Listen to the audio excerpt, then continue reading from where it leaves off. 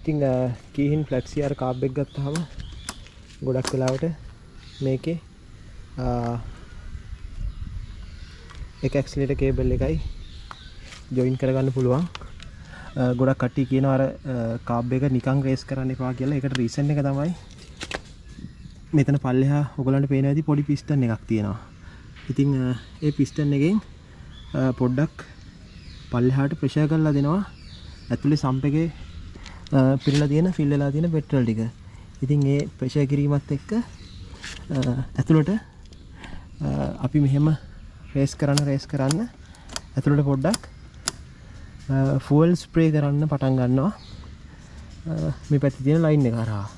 ඉතින් ඒක නිසා තමයි ඔයගොල්ලන්ට බයිසිකලේ සාමාන්‍යයෙන් නිකන් තියෙද්දි රේස් කරන්න එපා කියලා කියන්නේ.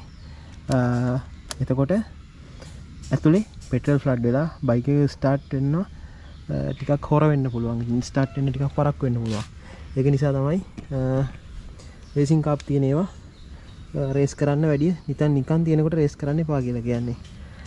ඉතින් මෙහෙම බලුවාම මෙතන තමයි ඇක්සලරේටර් එක මවුන්ට් වෙන්නේ කේබල් එක. මේකේ ඔප්ෂනල් හෝල්ස් කීපයක්ම තියෙනවා. Tamanට ඕන තැනකට කේබල් එක දාගන්න පුළුවන්. idle screw adjuster එක මෙතන තියෙනවා. ඊට අමතරව මම අර ඔයගොල්ලන්ට කියපු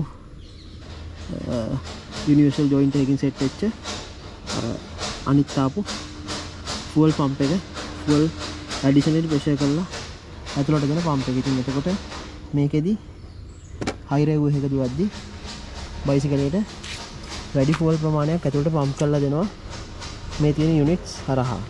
ඉතින් මේක සම්ප් එකට පිරෙන පෙට්‍රල් ප්‍රමාණය අඩුයි ෆ්ලැට් CR කාබ් එකේ. ඒ වුණාට මෙයා එන්ජින් එකට ෆීඩ් කරන fuel quantity එක වැඩි.